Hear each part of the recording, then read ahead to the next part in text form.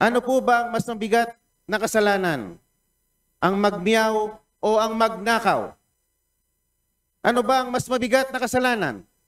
Ang mag-video at mag-selfie at mag-post ng pagkadismaya sa gobyerno, ang isang batang congressman? O ang ginawang sistematikong pagnanakaw sa gobyerno? Mr. Speaker, I'd like to recognize the Honorable Marcoleta for his explanation of his vote. Honorable Marcoleta is hereby recognized. Mr. Speaker, distinguished colleagues, isang mapagpalayang hapon po sa ating lahat. I rise to place on record this manifestation of support for Honorable Francisco Kiko Barzaga and to express my strong opposition to any move seeking his suspension from this august chamber. From Voltaire's philosophy of tolerance and freedom of expression, this line is often quoted: I may not agree with what you say, but I will defend to the death your right to say it. The independence of the legislature ensures that members may speak fully, frankly, and fearlessly on matters of public interest. Honorable Barzaga's statements directed at alleged corruption within the government falls within the fullest and most urgent category of political expression. To penalize him for raising concerns on corruption, which the Constitution itself mandates Congress to check, is to subvert the very principle of parliamentary privilege. Mr. Speaker, 2004 pa lang po, andito na po ako bilang Chief of Staff po ng aking ama. Nakita ko po ang mga oposisyon na grabe magtuligsa sa administrasyon. Nandyan po ang mga magigiting na miyembro ng Makabayan Bloc na sila Arturo Campo, Lisa Masa, Joel Berador na talagang magigiting na mga figura ng oposisyon. Pero hindi naman po sila naharap sa mga ethics case, gano'n man sila kaanghang magsilita laban sa administrasyon. My dear colleagues, Honorable Barzaga is seated in this chamber because the people of Dasmariñas City, Cavite, placed their trust in him as affirmed through the ballot. Article 6, Section 6 of the Constitution states that members of this House derive their authority exclusively from the electorate. Ano po ba ang mas mabigat na kasalanan? Ang magmiyaw o ang magnakaw? Ano ba ang mas mabigat na kasalanan? Ang mag-video at mag-selfie at mag-post ng pagkadismaya sa gobyerno, ang isang batang congressman? O ang ginawang sistematikong pagnanakaw sa gobyerno? O at pagsimot sa bilyon-bilyong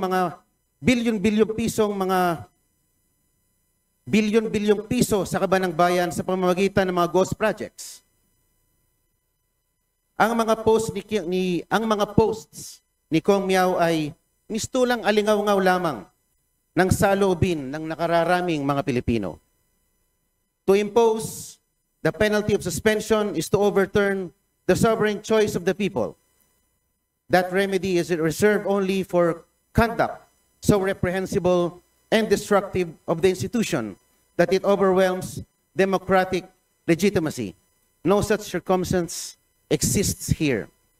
Honorable Barzaga's only act was to express his views regarding corruption in government, a matter of public concern central to democratic oversight. Let not the House of Representatives be weaponized against its own members. Thank you very much, Mr. Speaker. Congressman, Honorable San Fernando is hereby recognized. Thank you, Mr. Speaker.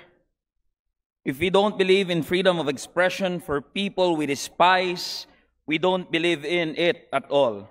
This quote serves as the foundation of this representation's vote. Totoo na maraming nasabi, pinahayag, at ginawa ang kinatawang si Representative Barzaga na hindi aakma sa pamantayang inaasahan sa isang halal na opisyal. But this begs us to question what really is unethical behavior. While I agree that us lawmakers are held to a higher degree of ethics and decorum, such should not work as to stifle free speech and debate. Lawmakers must be free to say what we want, especially on issues involving national importance.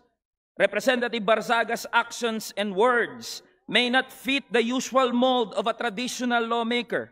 But who decides if the mold or what mold is correct?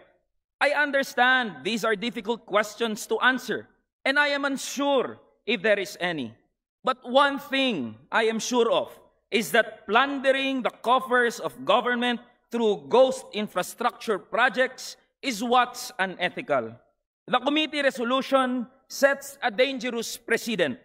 Ganito ho ba tayo kabalat sibuyas at allergic sa mga naiibang pananaw?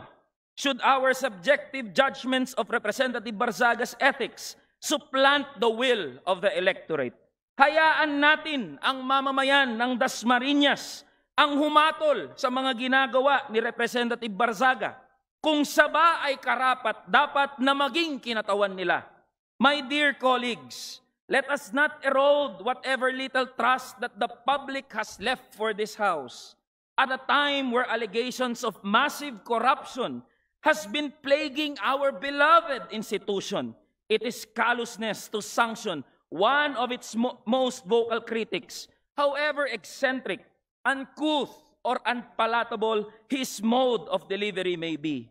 Hindi po sa pamamagitan ng aksyong ginawa natin kay Representative Barzaga mababawi ang kredibilidad ng ating institusyon. What we need is to bring the public's trust back in this House, and this representation firmly believe that this move will not help us to move in that direction. Yun lang ho, Mr. Speaker, marami hong salamat. Majority Leader. Mr. Speaker, I move to recognize the Honorable Bong Suntay. Honorable Bong Suntay is hereby recognized.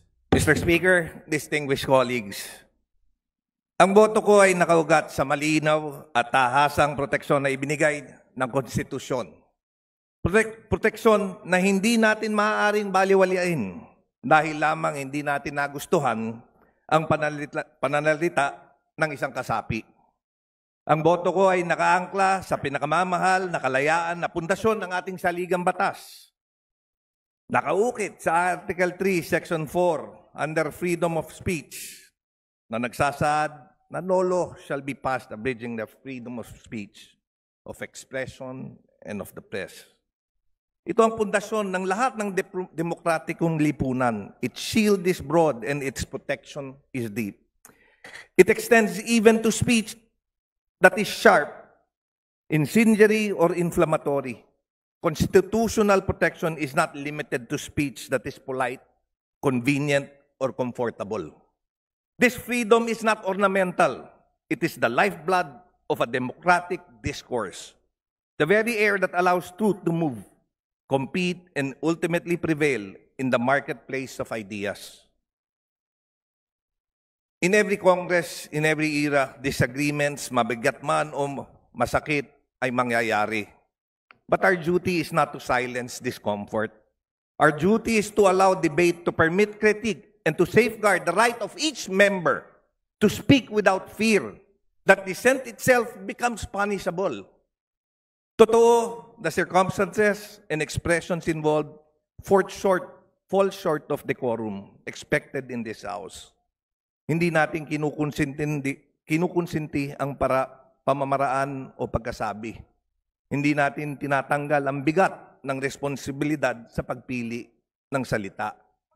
Ngunit, falling short of decorum does not remove constitutional protection. The speech may be harsh. It may offend sensibilities. It may jar our sense of propriety. But as long as it remains within the realm of expression guarded by the Constitution, this chamber cannot treat protected speech as punishable misconduct. Democracy does not mature through silence or suppression.